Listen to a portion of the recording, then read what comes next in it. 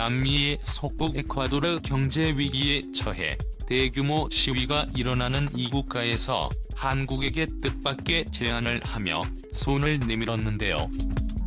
바로 한국이 에콰도르 땅 일부를 대신 지배해 줄 것을 요청한 것입니다. 알고 보면 현 정권과 과거 정권 사이의 정치적 다툼 때문에 이런 일이 벌어진 것이라고 하는데요.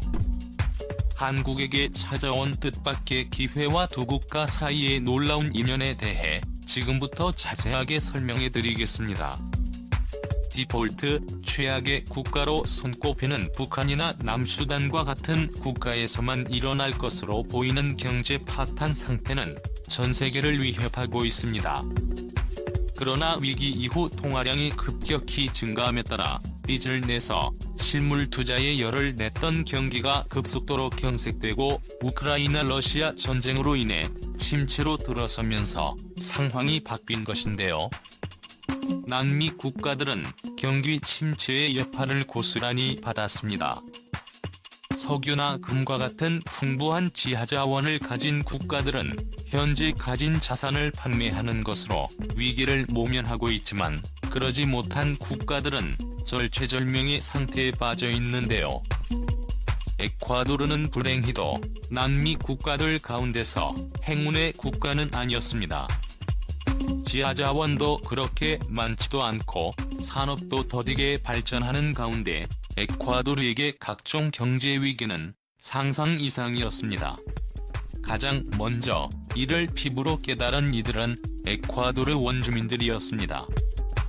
석유는 물론이고 각종 물자 가격이 시시각각 오르는 것을 보면서 이들은 정부의 무능력함에 일제히 분노했죠. 경유는 갤런당 1달러에서 1조 5달러로 상승했으며 휘발유는 175달러에서 15달러로 2배 가까이 올랐습니다. 2달 남짓한 시간에 급격히 오른 가격에 원주민들은 직접적인 타격을 입었죠.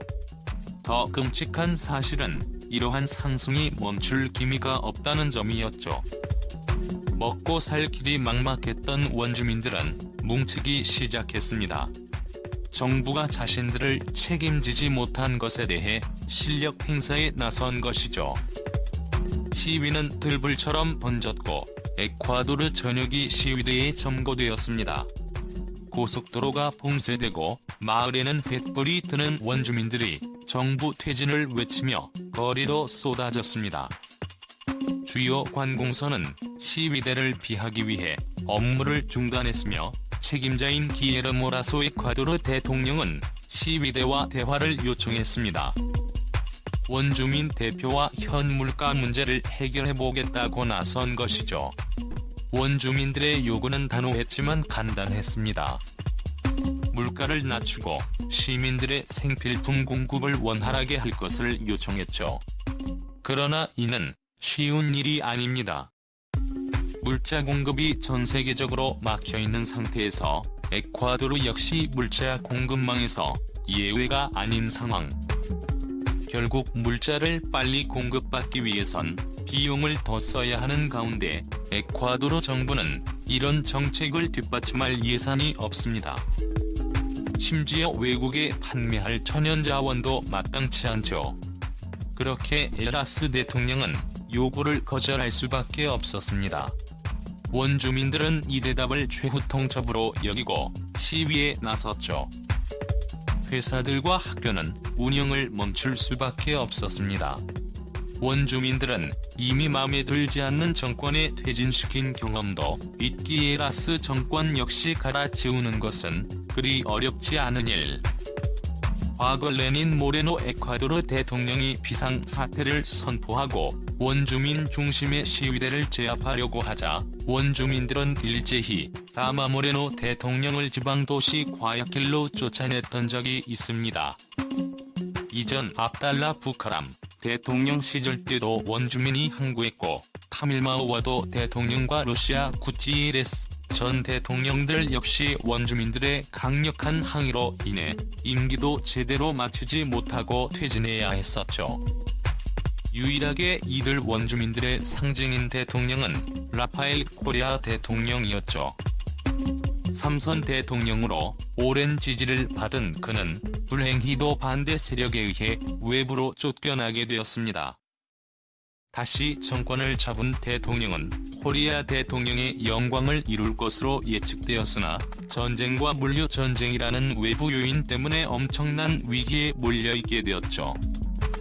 원주민들은 라술 대통령을 믿을 수 없다고 선언, 라파엘 코리아 대통령을 다시 복귀하고 그가 에콰도르를 통치하길 원한다며 시위고를 높게 외쳤습니다. 라파엘 코리아를 원하는 이들은 점점 늘어났죠. 경제학자 출신으로 시민들의 높은 지지를 얻은 라파엘 코리아 대통령은 시민들의 마음을 사는 정책을 내세우며 경제학자답게 에콰도르 경제를 다스리는 데 주력했습니다. 미래 먹거리 사업 개발에 역점을 두었으며 외부 투자도 적극적으로 유치했죠. 그가 대통령이 됐음을 무렵에도 에콰도르 경제는 위기였습니다. 그는 위기를 극복하는 방법으로 석유 자원을 통제하고 있는 다국적 정유회사를 공유하고 그들에게서 돈을 뜯어냈죠. 석유산업 국유화를 선언하며 자원 통제에 들어갔습니다. 다른 국가에 비해 턱없이 부족한 석유 자원이었지만 그 얼마 없는 자원이 에콰도르 경제를 지탱하는 주요 수단이었죠. 이 자원을 이용해 경제 부흥을 해보려고 한 것입니다. 이미 국제통화기금의 빚을 빌렸던 에콰도르는 석유정유회사와 외부인들의 비독촉에 질려했던 상황. 그런 가운데 강력한 리더십을 보이며 정유회사를 굴복시키고 석유 판매한 돈으로 빚을 갚는 대통령에 환호했습니다. 그는 동시다발적으로 여러 사업들을 추진하면서 내부적으로는 치안과 교육을 준비하고 도로 건설과 수도 현대화에 역점을 두었습니다. 그 결과 에콰도르의 경제 성장률은 비약적으로 올라갔죠. 이렇게 빠른 성장을 할 수 있었던 것은 그가 경제학자인 것도 있지만 그에게 영향을 주었던 학자가 조언을 해줬기 때문에 가능한 일이었습니다. 그에게 조언을 해준 경제학자는 바로 장하준 교수였죠. 미국에서 학위를 받기 위해 유학했을 무렵 코리아 대통령은 장하준 교수의 지도를 받으며 한국 모델을 접했습니다. 그 이후 한국의 사례를 공부하며 에콰도르 발전을 꿈꿨다고 하는데요. 그는 대통령이 되고 나서도 장하준 교수를 에콰도르에 초청, 한국식 경제 발전 모델을 에콰도르에 적용하려고 했습니다. 그 선택은 옳았습니다. 빠르게 성장한 곳에 번 코리아 대통령은 자신의 이름인 코리아는 어쩌면 운명적인 이름일지도 모른다면서 에콰도르의 성공은 한국을 배우는 것에 있다고 주장했죠. 결국 장하준 교수의 도움과 한국 모델을 적극 채용한 덕분에 오랜 기간 집권하면서 에콰도르의 경제대통령이라는 평가를 들으며 원주민 사회에서도 높은 평가를 받는 대통령이 되었습니다. 3선까지 마친 그는 헌법상 더는 출마가 불가능했기에 자리에서 물러나게 되었죠. 대통령으로 바뀐 정부는 원주민들의 불만을 살 수밖에 없었습니다. 벨기에 머물고 있던 코리아 전임 대통령은 원주민들의 요구를 귀담아 들었고 에콰도르에 돌아가 국민을 위해 봉사하겠다는 의지를 드러내며 정권에 재도전하겠다는 의사를 보였습니다. 그리고 한국과 협력을 강화해 에콰도르를 과거의 영광을 누릴 수 있는 국가로 바꾸겠다며 현 정권을 흔들었습니다. 다급해진 라소 대통령 측은 특단의 조치를 취해야 했죠. 경제를 살려야 하는 것은 물론이고 정권도 전에도 대응해야 하는. 대통령은 위기를 극복하기 위해 와일드 카드를 꺼냈습니다. 우리가 대통령의 강점이었던 한국과의 협력을 본인도 시행하겠다고 나서며 한술 더 떠 한국에게 항만일보와 에콰도르 땅 일부를 맡기기로 한 것이죠. 쉽게 에콰도르 땅 일부를 위임 통치할 수 있게 하겠다는 폭탄 발언을 한 곳입니다.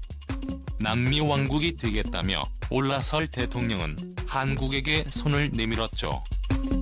이어 그는 에콰도르 살리는 쌍을 중심으로 항만 지역을 한국에 개방, 난미 거점 기지로 에콰도르 땅을 개방해 한국이 이용할 수 있게 도와주겠다고 말하며 한국의 대규모 투자를 유치하겠다는 구상을 드러냈습니다. 실제로 작년 대통령은 한국을 방문, 전 세계 상위 경제 규모 10개국과 자유무역협정을 맺고 싶다고 말하며 한국이 그 중에서도 1순위라고 한국의 중요성을 강화했습니다. 한국도 에콰도르와 인연이 있는 국가인데요 하고 에콰도르 해군이 함정이 부족하다며 퇴역함을 요청하자 한국 정부는 에콰도르 해군에게 함정 2척을 무상으로 양해한 적이 있습니다. 다윈과 플로레일라는 이름을 탄 퇴역함은 갈라파고스 근해의 불법업 단속 임무를 맡으며 한국이 아닌 적도에서 새로운 임무를 수행하게 되었죠.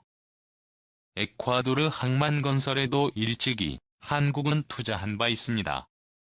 한국 기업이 10억 달러를 투자해 다목적 항만 개발에 참여한 적도 있는 만큼 한국에게 있어 에콰도르는 기회의 땅이었는데요.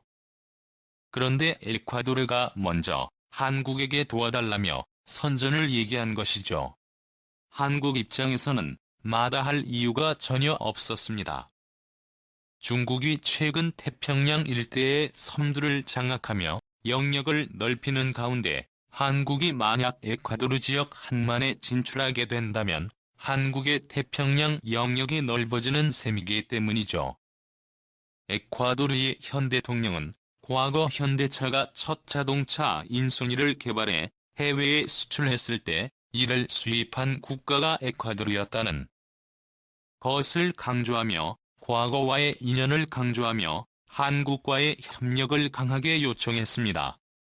이어 현재의 거들을 한 구미 휴양도 심한타 공항 장기 운영권 사업에도 에콰도르가 물심양면 도와주겠다며 나선 상황 중 사업 규모 5,400억 원이라는 엄청난 운영권 싸움에 대통령이 직접 도와주겠다며 한국에게 손을 내민 것이죠. 에콰도르 경제 위기가 오히려 한국에게 엄청난 기회를 준 셈이죠. 현재 한국은 에콰도르의 제안을 진지하게 검토, 협상할 것인지에 대해 내부적으로 회의를 거듭하고 있다고 하는데요. 한국에게 찾아온 엄청난 기회에 에콰도르와의 협력으로 대한민국 영토가 넓어지기를 간절히 바라며 전 세계의 영향력을 넓히며 강한 대한민국이 되기를 소망해 보겠습니다. 수행해 주셔서 감사합니다.